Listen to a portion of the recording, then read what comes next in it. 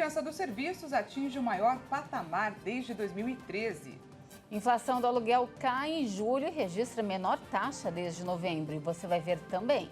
Nos Estados Unidos, PIB recua 0,9% no segundo trimestre e país entra em recessão técnica. Polícia Federal lança operação contra falsos investidores que criaram pirâmide financeira. Anvisa anuncia a criação de comitê para a emergência da varíola dos macacos. E ainda, nova versão da exposição Van Gogh está no Rio de Janeiro. Obras do artista serão projetadas com resolução nunca vista. Essas e outras notícias você confere a partir de agora. Olá, boa tarde, seja muito bem-vindo. Estamos ao vivo, agora é 1h02 pelo horário de Brasília. Boa tarde para você e vamos juntos conferir o que é notícia no Brasil e no mundo nesta quinta-feira. A confiança dos serviços atingiu o maior patamar dos últimos 9 anos e a previsão é que o terceiro trimestre do ano seja positivo. O índice de confiança dos serviços, calculado pela Fundação Getúlio Vargas, subiu 2,2 pontos em julho, na quinta alta seguida. O indicador passou de 100 pontos em uma escala de 0 a 200. Esse é o maior nível desde setembro de 2013, quando somou 101,5 pontos.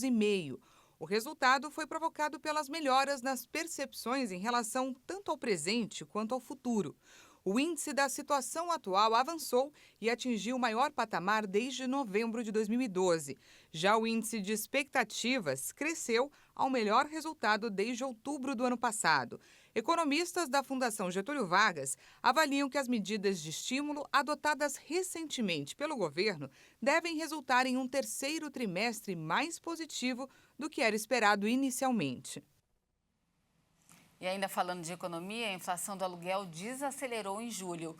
Com isso, o Índice Geral de Preços Mercado registrou a menor taxa desde novembro do ano passado. O IGPM, conhecido como inflação do aluguel, por servir de parâmetro para o reajuste de diversos contratos, como os de locação de imóveis, perdeu força em julho. Segundo a Fundação Getúlio Vargas, no mês, ficou em 0,21% após ter registrado alta de 0,59% em junho. Essa é a menor taxa em 8 meses. Com o resultado, o índice passou a acumular alta de 8,39% no ano e de 10,08% em 12 meses. O indicador se mantém abaixo do Índice Nacional de Preços ao Consumidor Amplo, o IPCA 15, que é considerado uma prévia da inflação oficial do país. Em comparação com julho do ano passado, o índice havia subido 0,78% e acumulava alta de 33,83% em 12 meses. O IGPM calcula os preços ao produtor, consumidor e na construção civil entre os dias 21 do mês anterior e 20 do mês de referência. Após meses de preços em alta, o Brasil deve registrar deflação em julho. A expectativa do Instituto Brasileiro de Economia da Fundação Getúlio Vargas é de que a inflação no país recue em até 0,6% em julho, como resposta ao barateamento dos combustíveis e da energia elétrica. Uma ótima notícia, não é? Sim, Dani. Para falar sobre o assunto, a gente conversa agora com o economista Lucas Godoy. Seja muito bem-vindo, Lucas. Boa tarde, Patrícia. Boa tarde, Daniela. Um prazer estar aqui comentando com vocês. O prazer é nosso. Se essa projeção se concretizar, ela será a maior queda inflacionária para um mês desde o início do Plano Real, em 1994. Eu gostaria que você comentasse sobre esse assunto. Sim, acaba que o efeito do PLP 1822, que é o que limitou o ICMS de combustíveis, energia elétrica e comunicações, vai ter um efeito muito positivo para a inflação. As expectativas de inflação para o ano, que chegaram a estar próximo de 9%, estão recuando, continuam recuando, agora já estão em 7,2%. Então, além desse bom resultado em julho esperado, uma queda de 0,65%, uma deflação, que é algo bem raro de se observar, a gente vai ter um ano bem menos negativo em questão inflacionária. Ainda assim, acima do teto da meta, que nesse ano é de 5%, mas é positivo o resultado frente às expectativas que a gente tinha alguns meses atrás. Lucas, um outro assunto bastante comentado hoje é com relação ao PIB dos Estados Unidos, que entrou em recessão técnica. Vamos juntos conferir uma matéria que mostra que o resultado de julho contrariou a expectativa do mercado. O Produto Interno Bruto dos Estados Unidos recuou 0,9% no segundo trimestre de 2022, na comparação com o trimestre anterior. Essa é a segunda queda no ano, após a redução de 1,5% registrada nos 3 primeiros meses de 2022. De acordo com o Centro de Análises Econômicas, os números surpreenderam o mercado, que esperava por um crescimento de 0,5%. O dado é considerado preliminar e será revisado nos meses de agosto e setembro. Com o resultado de 2 recuos consecutivos, o país entra na chamada recessão técnica, já que a queda não é generalizada e nem tão significativa para a maioria dos setores. O quadro de recessão já é esperado pelo mercado por conta da desaceleração da economia no país. Afinal, o Federal Reserve tem investido em diversos aumentos na taxa básica de juros para tentar conter a maior inflação em mais de 40 anos, quando o Fed aumentou em 0,75 ponto percentual a taxa básica de juros. A expectativa agora é que, com a economia americana desacelerando, o Federal Reserve modere no ciclo de alta a fim de evitar uma piora econômica. Bom, a gente viu agora e eu gostaria, Lucas, que você comentasse sobre essa realidade dos Estados Unidos e o quanto isso pode impactar aqui, para nós brasileiros. Então, a gente tem um efeito positivo, que é a menor alta dos juros americanos pressiona menos o dólar. Então, hoje a gente vê o dólar recuando desde ontem, em que as falas do presidente do Fed, Jerome Powell, indicaram já um menor aumento para os próximos meses, mas também a gente tem o principal efeito é negativo. A gente tem uma economia americana em recessão técnica, uma economia chinesa desacelerando, e são os dois principais parceiros comerciais do Brasil. Então, é inegável que isso afeta a perspectiva de crescimento do Brasil, principalmente para 2023. Nós conversamos com o economista Lucas Godoy. Muito obrigada pela sua participação e até uma próxima, Lucas. Obrigado, Patrícia. Obrigado, Daniela. E foi um prazer participar com vocês. E eu sigo com uma boa notícia. A partir de amanhã, o preço médio de venda de gasolina da Petrobras para as distribuidoras vai ficar 15 centavos mais barato por litro. O valor passa de R$ 3,86 para R$ 3,71 por litro. Considerando a mistura obrigatória de 73% de gasolina A e 27% de etanol para a composição da gasolina comercializada nos postos, a parcela da Petrobras no preço ao consumidor passa de R$ 2,81 em média para R$ 2,70 o litro vendido na bomba. A Operação Traders da Polícia Federal investiga suspeitos de arrecadarem mais de R$ 200 milhões em golpe do falso investimento na Bolsa de Valores. São cumpridos mandados judiciais no Paraná e em São Paulo. Segundo as investigações da polícia, um grupo de criminosos prometia investimentos com lucro acima do mercado. Apesar disso, os valores entregues pelas vítimas não eram totalmente aplicados e resultavam em prejuízos. Milhares de pessoas foram enganadas nos estados do Paraná, Santa Catarina, São Paulo e Rio de Janeiro. Os investimentos mínimos feitos eram de R$1.000, mas há quem tenha investido mais, até R$1 milhão. A polícia informou que o grupo usava 22 empresas que não eram autorizadas pela Comissão de Valores Mobiliários. Os valores eram depositados e depois transferidos parcialmente para contas de membros dos grupos. Segundo a PF, além disso, o esquema contava com contratos de investimento coletivo em nome de empresas de fachada que não tinham registro na Comissão de Valores Mobiliários e sem garantias. Os líderes dos grupos tinham veículos de luxo incompatíveis com a renda declarada. A Justiça também determinou o sequestro de automóveis, imóveis e criptoativos. Os suspeitos podem responder por crimes contra o sistema financeiro nacional, contra o mercado de capitais, contra a economia popular, organização criminosa e lavagem de dinheiro. Mais de 300 trabalhadores em situação análoga à escravidão foram resgatados somente neste mês. A operação do Ministério Público e da Polícia Federal aconteceu em 23 unidades da Federação. A Procuradoria-Geral da República, em Brasília, divulgou o balanço da Operação Resgate 2, que retirou 337 pessoas de trabalhos análogos à escravidão. As ações aconteceram em 22 estados e no Distrito Federal.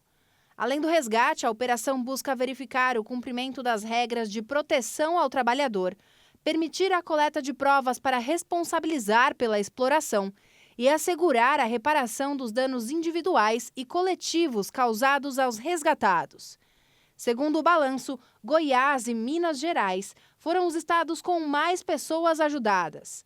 A maioria deles prestava serviço de colheitas em geral, cultivo de café e criação de bovinos para corte. Ainda de acordo com o balanço, entre os trabalhadores resgatados estavam 5 crianças e adolescentes.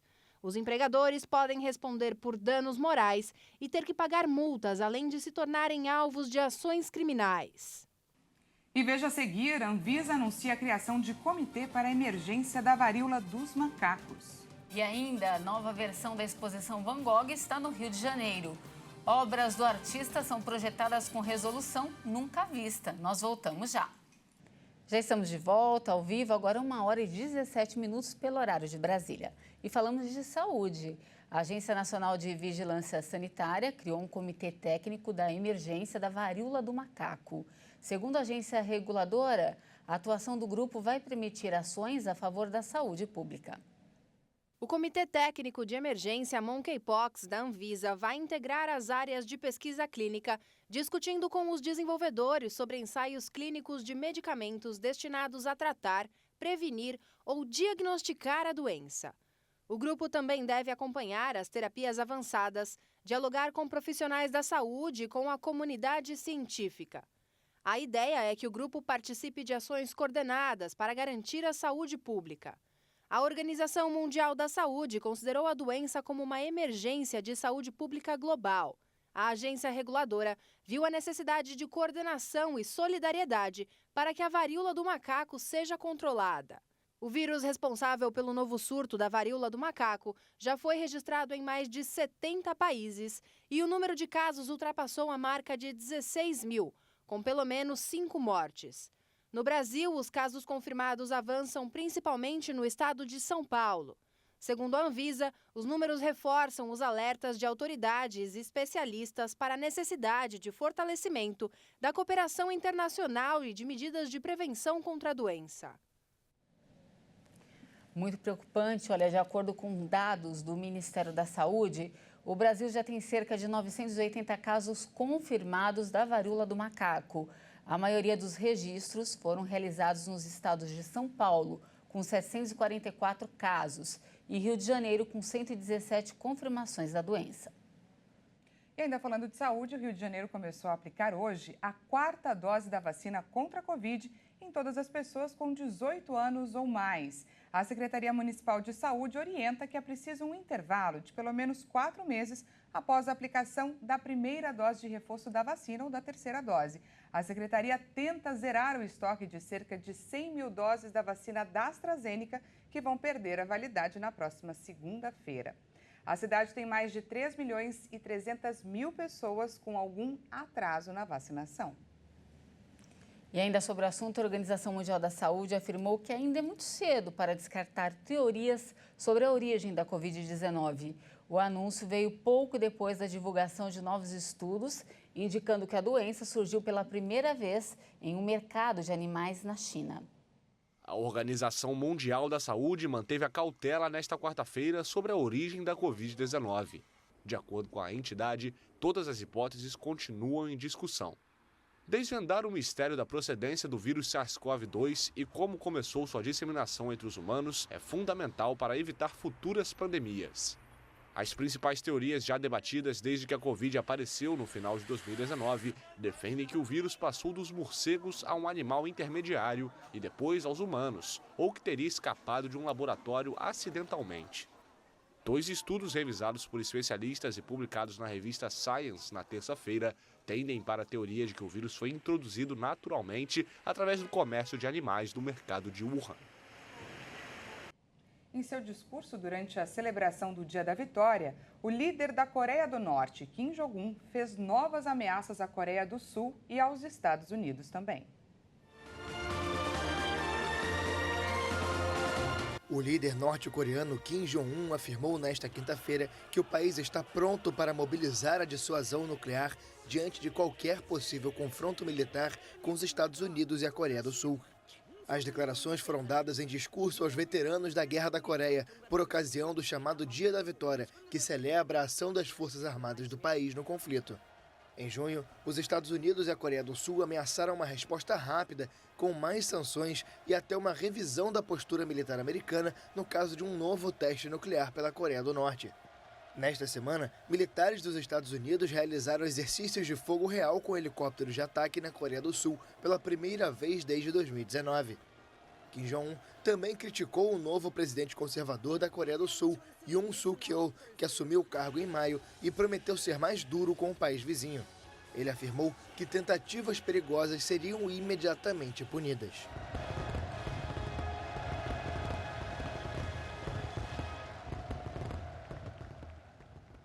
E ainda nos destaques internacionais, os 5 principais fabricantes de armas dos Estados Unidos lucraram mais de $1 bilhão em uma década com a venda de armamentos. O país enfrenta discussões sobre o porte de armas, principalmente após uma série de ataques no território. A presidente da Comissão de Supervisão da Câmara dos Representantes fez a revelação no início de uma audiência sobre posse de armas em Washington. Ela definiu os rifles semiautomáticos do tipo AR-15 como armas extremamente letais, projetadas para matar soldados inimigos no campo de batalha. Maloney acrescentou que, graças à venda desse tipo de armamento, a empresa Ruger dobrou os lucros em relação a 2020 e a Daniel Defense triplicou os ganhos desde 2019. Os diretores das duas empresas que falaram à comissão por videoconferência denunciaram o derramamento de sangue cometido com suas armas, mas rejeitaram qualquer responsabilidade no assunto. A audiência ocorre no momento em que a Câmara dos Representantes se dispõe a votar no fim desta semana a proibição dos rifles de assalto. Tudo indica que o projeto, apoiado pelo presidente Joe Biden, não vai passar pelo Senado, onde seria necessário o apoio de 10 republicanos, partido que é amplamente favorável ao direito dos americanos de possuir armas.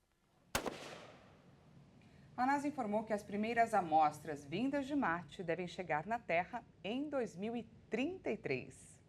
O rover Perseverance, que pousou em Marte há 1 ano e meio, tem mostrado um bom desempenho e já coletou 11 amostras de rochas. O equipamento tem capacidade para até 43 tubos de armazenamento.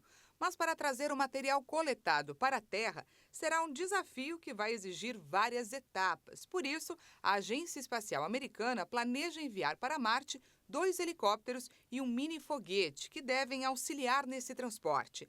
As amostras serão recuperadas do Perseverance usando um braço robótico construído pela Agência Espacial Europeia e integrado a um módulo de pouso. Esse módulo deve decolar da Terra no verão de 2028 e chegar a Marte em meados de 2030. Assim que as amostras saírem de Marte, o equipamento deverá pousar no deserto de Utah, nos Estados Unidos, em 2033. E antes de encerrar, nós temos uma dica bem bacana de cultura para você ir de casa. Está em cartaz, no Rio de Janeiro, uma nova versão da exposição Van Gogh Live. Pois é, o conjunto traz versões animadas e interativas das obras do artista. Vamos conferir na reportagem. Os cariocas amantes da arte têm mais uma oportunidade de mergulhar na obra de Van Gogh. Depois de outras experiências imersivas no trabalho do pintor holandês, chega ao Rio de Janeiro a exposição Van Gogh Live. Van Gogh Live 8K é uma versão com altíssima resolução. Então é uma versão que o mundo ainda não viu. O Rio de Janeiro recebe o lançamento mundial dessa versão que vai trazer uma outra experiência para o público, muito mais bonita da que foi lançada no Lumière, em Paris. O projeto envolveu uma grande equipe e promete uma experiência diferente para o público após outras exposições interativas que passaram pela cidade nos últimos meses. Levou 6 meses um time de 50 pessoas para desenvolver esse projeto. E misturamos uma temática